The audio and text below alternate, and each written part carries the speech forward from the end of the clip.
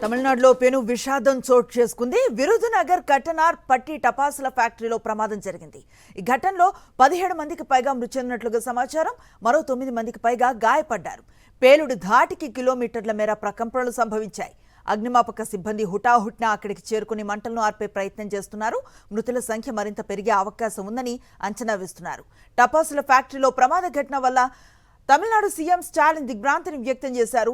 మృతుల కుటుంబాలకు సానుభూతిని ప్రకటించారు. సహాయక చర్యలను ముమ్మరం చేయడంతో పాటు క్షతగాత్రులను ఆదుకోవాలని కలెక్టర్ను ఆదేశించారు.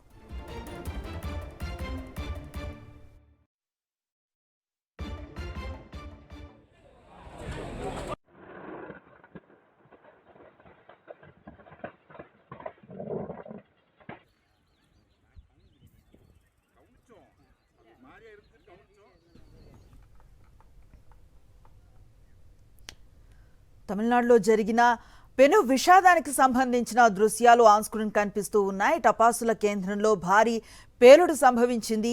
ఆ పేలుడు అనంతరం అక్కడ ఉన్న దృశ్యాలు మనం విజువల్స్లో చూస్తూ ఉన్నాం. తమిళనాడులో జరిగింది ఈ విషాదం. విరుదునగర్ కట్టనార్ పట్టి టపాసుల ఫ్యాక్టరీలో ప్రమాదం ఇది. ఈ ఘటనలో 17 మందికి పైగా మృతి చెందారు. మరో 9 మందికి పైగా గాయపడ్డట్లుగా తెలుస్తోంది. పేలుడు ధాటికి దాదాపు కిలోమీటర్ల మేర ప్రకంపనలు సంభవించినట్లుగా తెలుస్తోంది. అగ్నిమాపక సిబ్బంది హుటాహుట్న అక్కడికి చేరుకుని మంటలను ఆర్పే ప్రయత్నం చేస్తోంది. మృతుల సంఖ్య మరింత పెరిగే అవకాశం ఉందని అంచనా వేస్తున్నారు. టపాసుల ఫ్యాక్టరీలో ప్రమాద ఘటన పట్ల తమిళనాడు సీఎం స్టాలిన్ దిగ్భ్రాంతిని వ్యక్తం చేశారు. మృతుల కుటుంబాలకు సానుభూతిని ప్రకటించారు.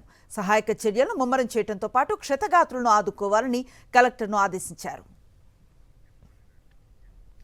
పూర్తి సమాచారం అందిస్తారు మా కరెస్పాండెంట్ మూర్తి. చెప్పండి, ప్రజెంట్ కండిషన్ అక్కడ ఏమైనా అదుపులోకి వచ్చినట్లుగా తెలుస్తోందా? సహాయక చర్యలు కొనసాగుతున్నాయా? ప్రస్తుతం ఈ గాయపడ్డ వారి ఆరోగ్య పరిస్థితి ఎలా ఉందంటే ఏం చెప్తారు? అందుకే తమిళనాడు రాష్ట్రంలో జరిగినటువంటి ఘోర బాణసంచా ఫ్యాక్టరీలో జరిగినటువంటి అగ్ని ప్రమాద ఘటనకు సంబంధించి ఇప్పటి వరకు 18 మంది చనిపోయినట్లుగా అధికారికంగా ప్రకటించారు. మరో 10 మందికి పైగా యొక్క ప్రమాదంలో చిక్కుకున్నట్లుగా స్థానికంగా ఉన్నటువంటి అధికారులు చెప్తున్నటువంటి పరిస్థితి కనిపిస్తుంది. తమిళనాడు రాష్ట్రం యొక్క విరుదునగర్ జిల్లాలో కట్టనార్ పట్టి అనేటువంటి యొక్క 10 నుంచి 15 కిలోమీటర్ల దూరంలో వనజా ఫైర్ వర్క్స్ అనే యూనిట్ ఉంటుంది. విరుదునగర్ సమీపంలో జరిగినటువంటి యొక్క వనజా ఫైర్ వర్క్స్ ఫ్యాక్టరీలో జరిగినటువంటి ఘోర అగ్ని ప్రమాద ఘటనకు సంబంధించి 18 మందికి పైగా చనిపోయారు. ఈ యొక్క ఘటనలో మృతుల సంఖ్య ఇంకా పెరిగేటువంటి అవకాశాలు కనిపిస్తున్నాయి. తమిళనాడు రాష్ట్ర ముఖ్యమంత్రి స్టాలిన్ 2 మంత్రులను సంఘటనా ప్రాంతానికి పంపించి అక్కడ సహాయ కార్యక్రమాలు ముమ్మరం చేయాలంటూ ఆదేశించారు. ఇదే విషయాన్ని అధికారులతో కూడా ఆదేశించినట్టుగా తెలుస్తుంది. ప్రధానంగా ఈ ఘటనకు సంబంధించి ఫైర్ సేఫ్టీ మెజర్స్ పాటించకపోవడంతోనే ఈ యొక్క భారీ అగ్ని ప్రమాదం చోటు చేస్తున్నట్లుగా ఫైర్ అండ్ రెస్క్యూ టీం గుర్తించింది. ఇప్పటి వరకు 18 మంది చనిపోయినట్లుగా తెలుస్తుంది. మరో 10 మందికి పైగా ఉన్నట్లుగా అంచనా వేస్తున్నారు. 6 తీవ్ర గాయాలయ్యి సంఘటన ప్రాంతం నుంచి ఆసుపత్రికి వారిని తరలించడం జరిగింది. ఈ యొక్క ఘటనకు సంబంధించి సహాయ కార్యక్రమాలు ముమ్మరం చేసేందుకు 2 మంత్రులు కేఎస్ఆర్ రామచంద్రన్, తెల్లరొత్తు అనేటువంటి 2 మంత్రులను ముఖ్యమంత్రి స్టాలిన్ అక్కడికి పంపించడం జరిగింది. ఈ యొక్క ప్రమాద ఘటనలో మృతుల సంఖ్య ఇంకా భారీ ఎత్తున పెరిగేటువంటి అవకాశాలు కనిపిస్తున్నట్లుగా తెలుస్తుంది. మొత్తానికి తరచూ యొక్క తమిళనాడు రాష్ట్రంలో యొక్క బాణసంచా ఫ్యాక్టరీలో తగిన ప్రమాదం జరుగుతున్నాయి. ఇదే ప్రాంతంలో 6 రోజుల క్రితం జరిగినటువంటి ప్రమాద ఘటనలో పలువురు మృతి చెందారు. అనుకోని ఘటనలో తాజాగా ఈ రోజు జరిగినటువంటి ఈ యొక్క బాణసంచా అగ్ని తయారీ కేంద్రంలో జరిగినటువంటి ప్రమాద ఘటనలో కూడా 18 మందికి పైగా చనిపోవడం చాలా విషాదాన్ని చోటు చేసుకుంది. ఓవైపు తమిళనాడు రాష్ట్రంలో ఎన్నికలకు సంబంధించి ప్రచార ఆర్భాటంలో ప్రజలంతా ఉన్నారు. అనుకునే విధంగా ఇలాంటి ప్రమాద ఘటన జరగడంతో ప్రజలంతా కూడా భయాందోళన చెందుతూ ఉన్నారు.